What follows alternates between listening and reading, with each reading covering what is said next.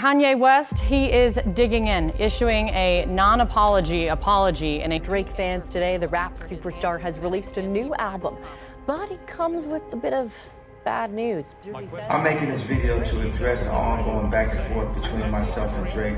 Kanye West is making a peace offering to Drake. Do people still care about the Kanye and Drake beef? Probably not, but I want to talk about it anyway. Every time I try to describe it to someone, it gets very convoluted, but it led me to a new understanding of the issues between the two. Conflict that I thought had ended back in 2021 seems to be ongoing from Drake's recent comments. The drama acts as one of the biggest cases of rap beef between two major artists in the modern era. But who's really at fault for kicking it all off? Is it Kanye? Is it Drake?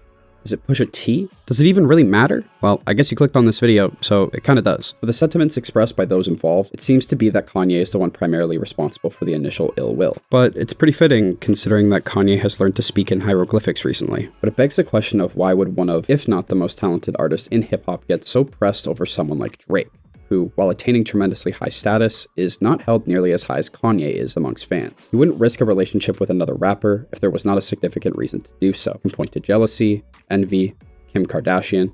There is one driving motivator, and it's not just something that affects him, it affects all artists. And it's something that Drake takes advantage of. Now, a lot of people think that 2018 was the kickoff of this entire situation, and I'm not going to try and recap the entire Pusha T and Drake situation, mainly because I'm not trying to make an hour-long video. But essentially, Pusha T dissed Drake, Drake dissed Pusha T back, was also a little bit mad at Kanye for basically producing the song in which Pusha T dissed Drake, and then Pusha T pulled up with a bunch of hidden information about Drake's son that Kanye had access to, and so therefore Drake was very, very butthurt about the entire situation, thinking that Kanye had essentially snaked him and given Pusha T all this information to use against him. It was also extremely weird because Pusha T was trying to say that somebody on Drake's team was the one leaking all this information, but that just kind of seems like Pusha T was trying to cover for Kanye at that point. It's all very convoluted. Now, behind closed doors, Drake had mentioned that the real situation actually was kicking off because of Lift Yourself, the old Scoopity-Whoop song. When you have the hidden context that it was actually meant to be a Drake song, or at least featuring Drake, you kind of see more of the behind-the-scenes feelings that Drake had towards Kanye, feeling a little offended by the fact that he was promised a song, and then with that same song was basically made fun of.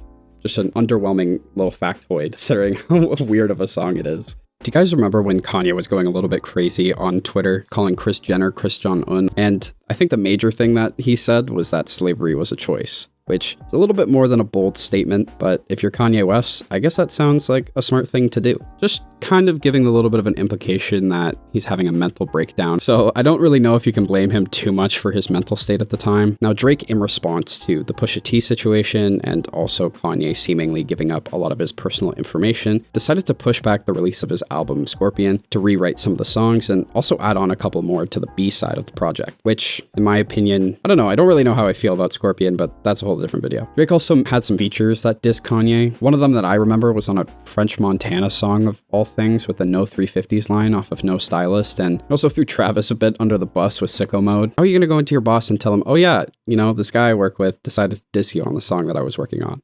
And it's also a #1 record. Drake was trying to diss Kanye by mentioning how he was going to break into Kanye's house, and also the checks over stripes line. I don't know what Adidas did to Drake, but I don't know, it must be pretty bad. I'd be very curious to see Kanye and Travis's conversation was after that situation. Kanye also never really addressed the situation with Drake on a song. He more or less was just calling him out on Twitter, saying that he loved him, which was really weird, and then also simultaneously calling him out for sleeping with his wife, and we'll talk about that in just a minute. But the only real musical beef that they had was the releases of Certified Lover Boy and Donda releasing during the same week. And that kind of wraps into the real reason that this all started, but again, I'm gonna get there, don't worry. Now, fans being fans, beef kind of split people into two camps, the Drake side and the Kanye side. There's number comparisons and first week sales and musical influence, etc. There's not a whole lot of artists out there that can go toe-to-toe with Kanye, but fans seem to think that Drake was one of the people that could hold up against him. A lot of people took the side of Kanye due to the rationality perspective. It seemed as if Kanye was just kind of reacting to a lot of the things that Drake was saying and all the songs that Drake was making, and Drake seemed to be instigating the beef a lot more than Kanye was, at least publicly, even despite the fact that Kanye was technically the one that initially instigated the entire situation. Then, after Certified Lover Boy and Donda dropped, they were seen linking up accompanied by Jay Prince. It kind of signified that things had been kind of patched up, but it wasn't necessarily true,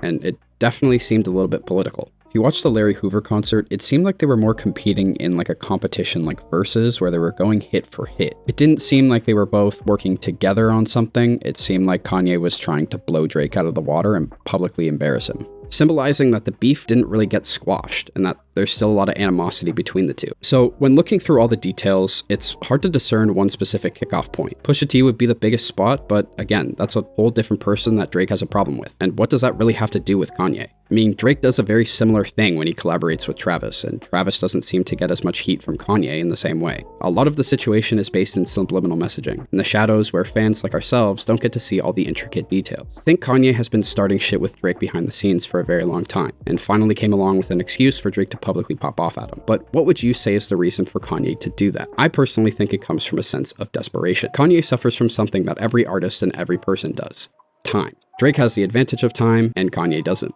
No one can deny that Ye has a massive ego, and when he's getting older and no longer is the only name that has as much of a chokehold on hip-hop as he does, he kinda snaps. Kanye always has been a competitive figure, and when 50 Cent was in his prime, selling nearly 872,000 albums on Get Rich or Die Trying in his first week, Kanye released Graduation on the exact same day as 50's album Curtis back in 2007. 50 was so confident that he was better than Ye that he said he would quit music if he got outsold by Kanye. Oh man, I feel real good. I mean, this is big for hip hop for us to be coming out on the same date, but Kanye West doesn't stand a chance.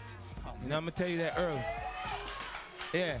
And then Kanye ended up selling 957,000 first week, while 50 Cent sold 691,000. Kanye was younger and more talented at the time and steamrolled. He was 30 back then, going up against an artist of a similar era. But he's 46 now, going up against a 38-year-old. In music, that's worlds apart. I mean, we talk about Drake retiring at 38.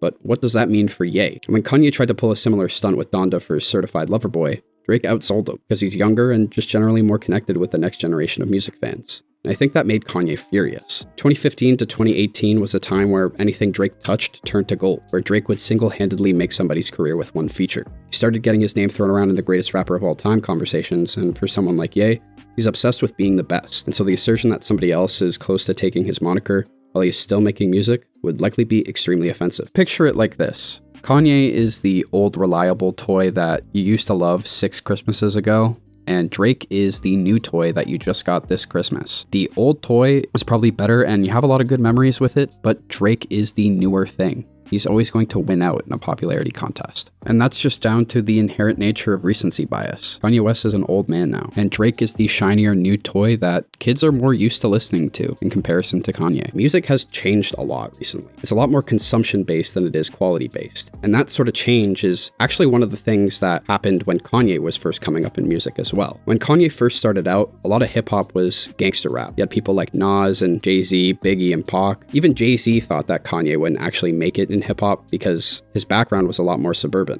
Therefore, music had to change to allow Kanye to actually succeed. The problem for Kanye is that music is going to continue to evolve, and it's going to evolve past the point where Kanye exists in the music industry. Hence, we get to the situation that we're in now, where Drake's numbers are highly inflated due to the consumability of his music in comparison to Kanye, whose numbers are lower, but the quality of his music is actually higher, just because it's a lot less consumable for the everyday person. And Drake is the most consumable and commercial artist of no time. There's no real debate. He's outsold almost everybody there is and has as many hits as Michael Jackson now. I would still say that Kanye is the most talented. Just, he can't claim to be currently the most popular or most relevant. That shouldn't really matter anymore. Kanye made his splash, and it was a bigger splash than anybody else, and anybody else is likely to make. This situation was always inevitable because Kanye was always going to get older, and he was always going to lose relevance. He's 46 years old. There's no way that he was going to be running at the same rate when he's in his 50s, his 60s, or his 70s. I think Kanye just couldn't accept that. So, is there any real point to this beef? No.